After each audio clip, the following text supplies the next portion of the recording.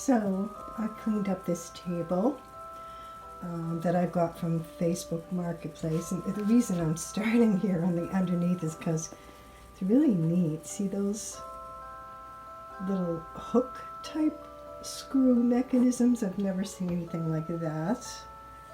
And I can see some nails in here, little tiny nails, round head nails, so I don't think it's that old. And then underneath it has the, you know, the flathead screws. And that's what I see right now for markings. And I haven't discovered anything else. Just basically that number, 6656 and a half. So, and then I'm going to go ahead and tighten up on those bolts as well.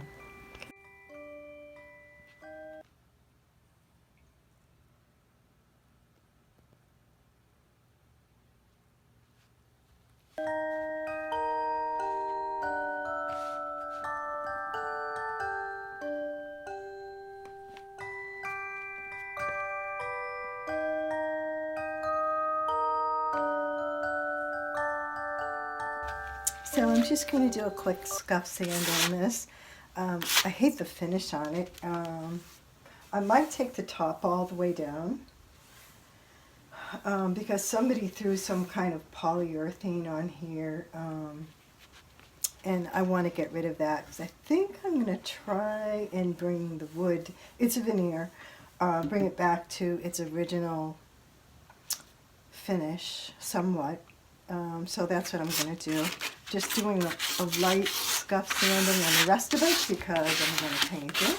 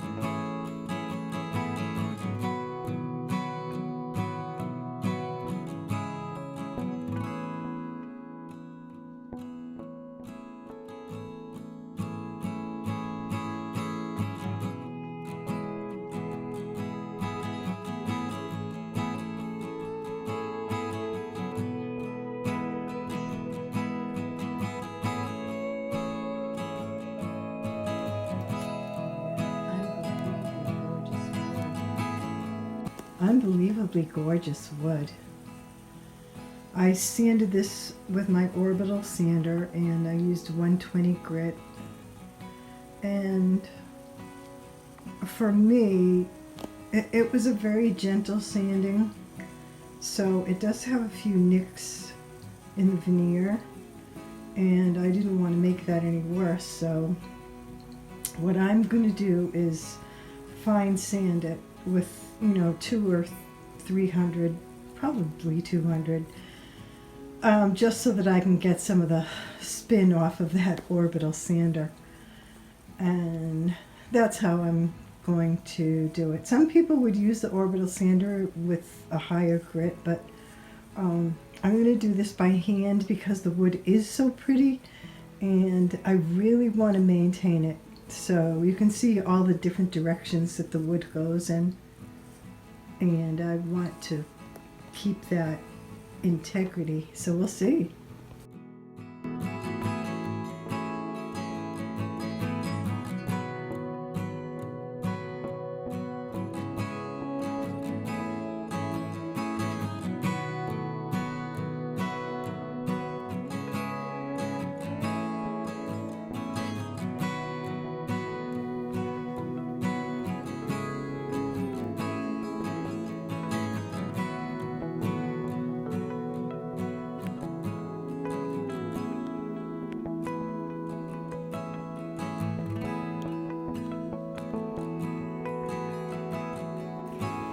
Here she is. Here's the boss. She says, get to work. Get to work, Mommy. Yeah? You want me to do some painting? Yeah? Alrighty. Let's do it. Okay. Hi. So I sanded the table yesterday, sanded the top, and I'm just protecting it because I haven't 100% decided what I'm going to do with it, but it's going to be a natural finish. And today I'm going to, it's like there's a drip there from their old polyurethane. How ugly. Today I'm going to prime it with some gray primer. Basically, because that's the primer that I have. And I could use a clear shellac, but instead I'm going to use a gray primer. And so we'll see how that goes. I actually have to sand that nub. So yeah, I mean, I hate what people do to furniture. I mean, I hear a lot of people say that, you know, they get comments about refinishing antique furniture. But what I mean is when somebody puts a coat of drippy polyurethane on something and just makes a mess out of it, that's the kind of thing that really bothers me. I'm going to see what the primer does. And hopefully I can sand some of that smooth before I put my paint on, so we'll see. Okay, so yeah, it's been cleaned with the lavender cleaner and scuff sanded. And the finish is in kind of crappy condition, but so that's why I chose to paint the bottom. But the top will be really pretty. Not that the bottom won't be pretty. It will. It will be pretty. Yep. And I'm going to actually thin that out a little bit.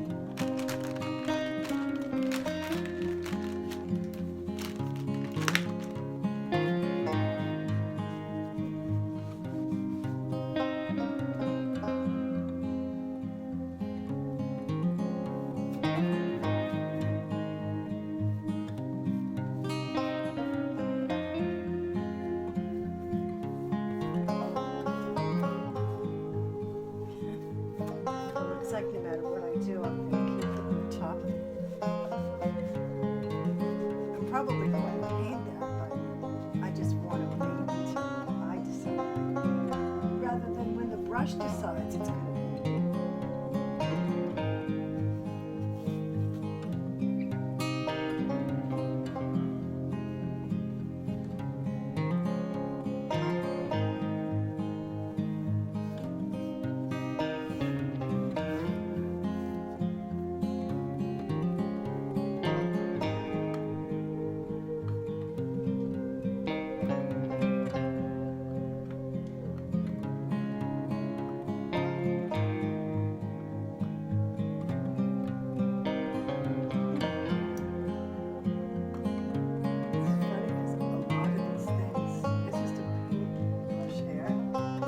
A lot of these things you don't notice until you start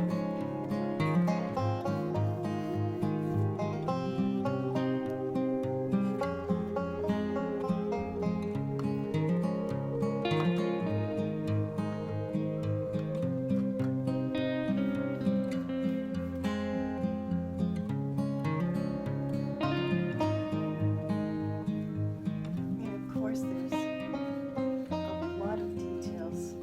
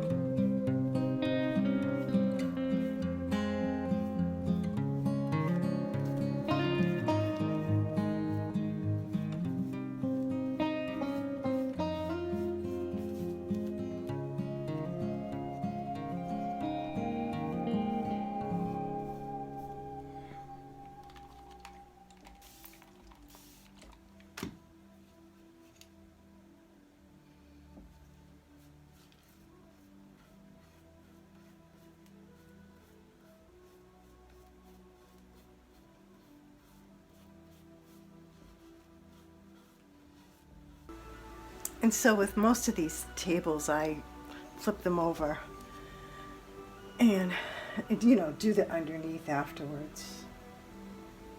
So,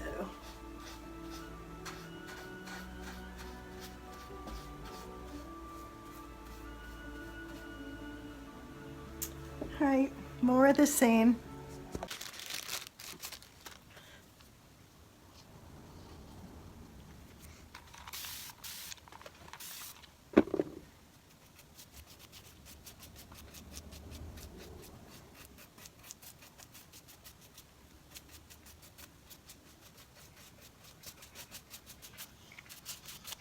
So here I'm using chalk paints.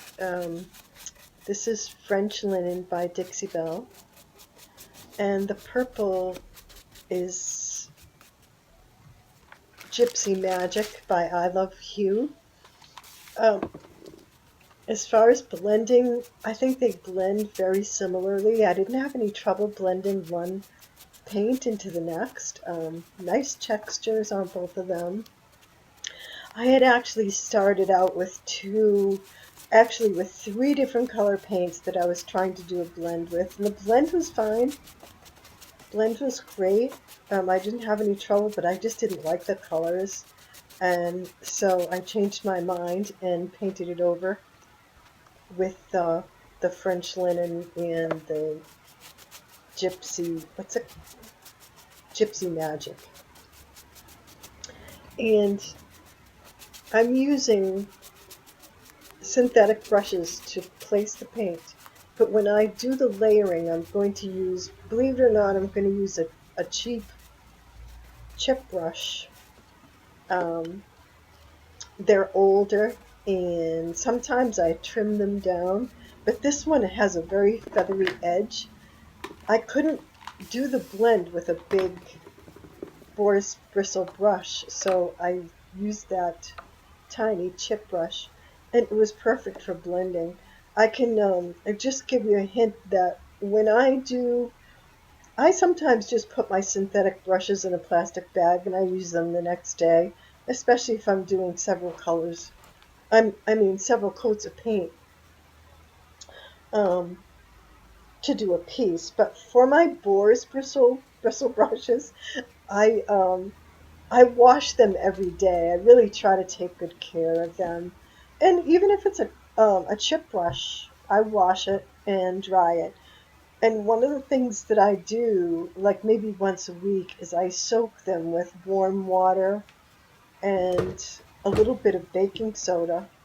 And I just put about an inch of warm water and I leave them overnight, rinse them the next morning, and let them dry naturally. And if it's the round brush, I'll put an elastic band around it after it's dry, and that keeps the bristles tight. But for the little chip brushes, it keeps them really, really soft. And if you do have to do some blending, you can do it with that brush. Works perfectly.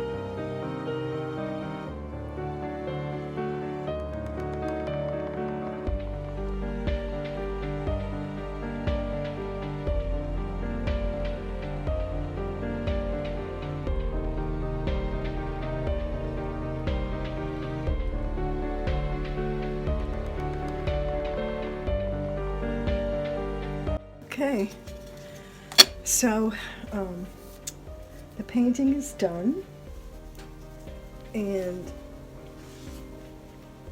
I'm going to do my final finishes. And what I'm going to do is I'm using pearlescent glaze, which is a white pearlescent.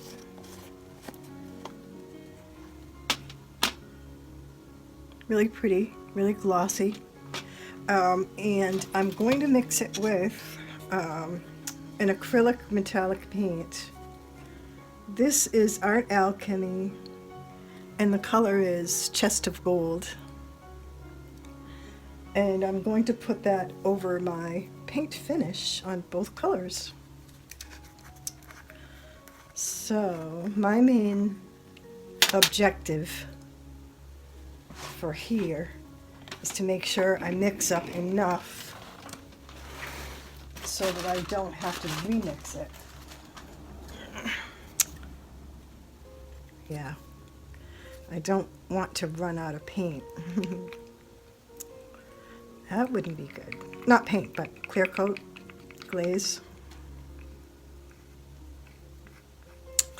Okay, so I'm going to start by pouring some in my glass jar here.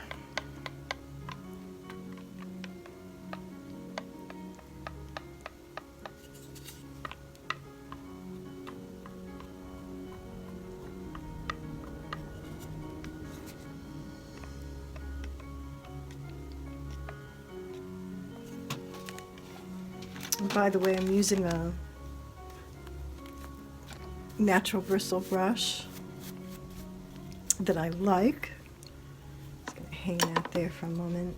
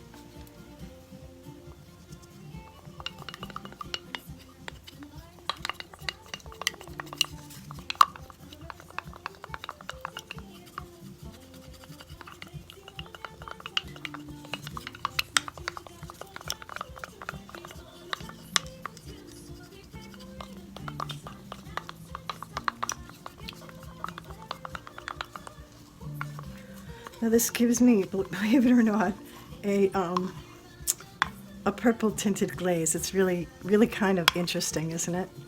I used copper and, you know, the pearlescent glaze in white, and mix those both together, and I've got this purple color. So it's interesting because the table also has a purple hue. I'm just going to push that out of the way.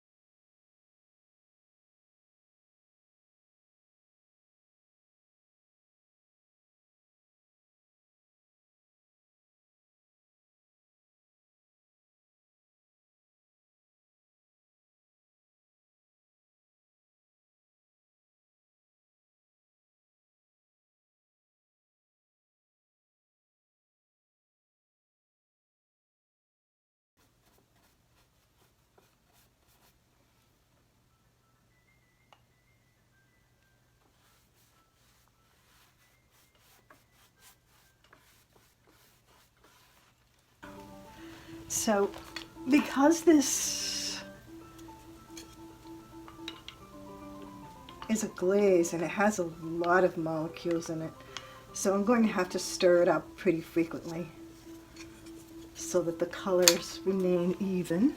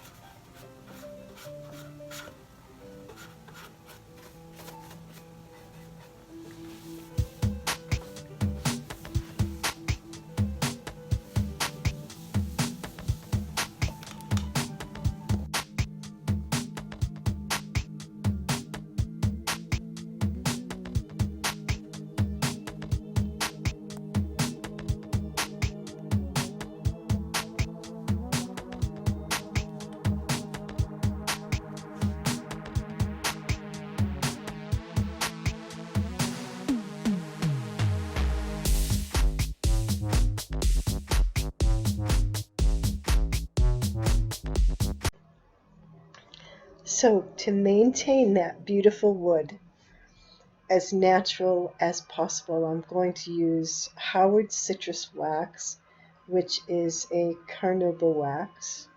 It smells delicious.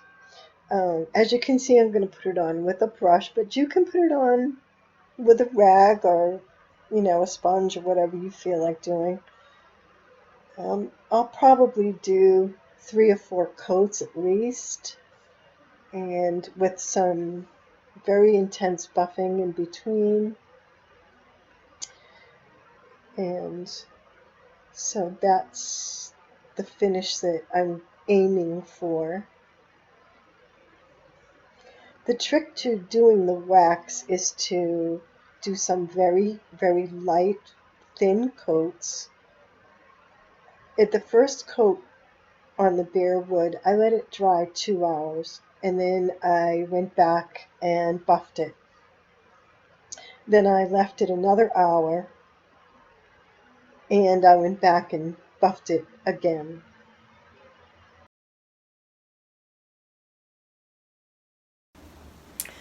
So this has had a couple of coats of wax on it. I use Howard Citrus Shield, and it has a really nice smell. For those of you curious, it's a carnauba wax. And so I just let this next coat dry for about an hour. And I don't know if you can see, it's kind of shiny. So I'm going to buff it out. Now, some people are kind of afraid of using wax because of the finish that they get. But if I can, I will prefer a carnauba wax finish to any other finish. The trick to doing these waxes is that you use a light hand. So when you put it on, I use a boar's bristle brush, but you can use a cloth. You can put it on however you want, as long as you have a dust-free implement to do it with. And thin coats, okay? So you don't need to slather it on. You just need a thin coat. I let mine dry 1 to 2 hours, the first coat that I put down. My subsequent coats, I go, maybe about an hour. Because at that point, the wax is just setting up rather than, it doesn't absorb into the wood as much as that first coat does. And it's somewhat water resistant. And after about 30 days, it does cure. I mean, personally, I don't put wet glasses on any of my wood finishes. I always use a coaster because I like to protect my furniture.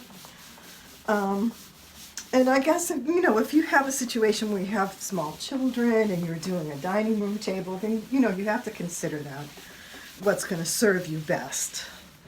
But for pieces of furniture that I'm doing as accent pieces that aren't typically going to take a lot of abuse,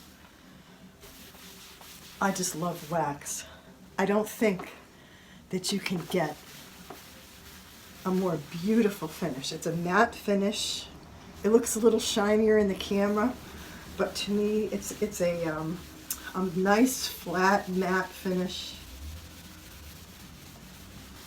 And you know, a little damp rag in the future will clean off any spills, you know, clean them up quickly. You can do that.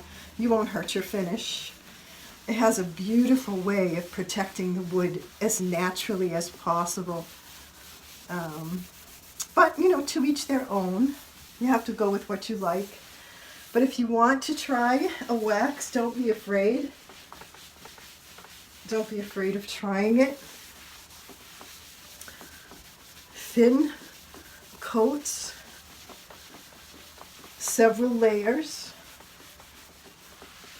And, you know, in the future, if I feel like it needs another coat of wax sometime down the line, you know, I'll just add another coat of wax.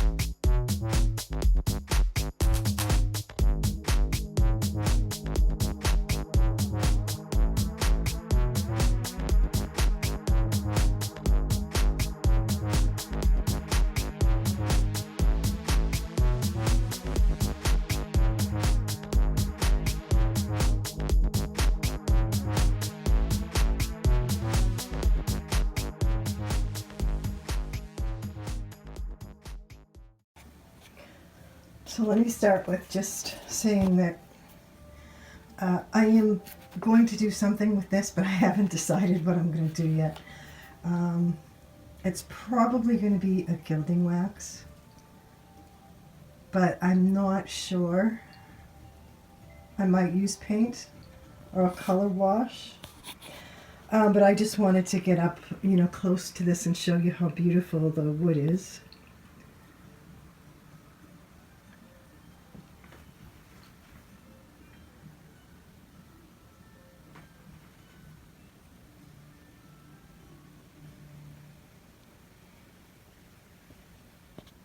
Sorry about the finger.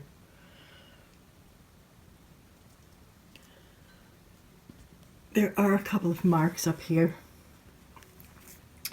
But rather than take down that veneer and even fill it, I didn't even want to fill it. I could have filled it and I could have used, I don't know, a little colored wax, or I could have used some different dyes to fill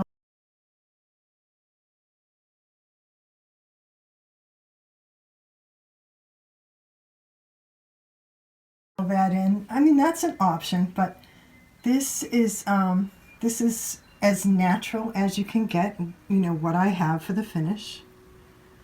And on the camera it looks like this is white, but it doesn't look like that in person. It's just the sun shining over the angle of that grain. Because if you look at it, you can see that the grain, even with the wax over it, I still can see that every bit of that grain in the wood.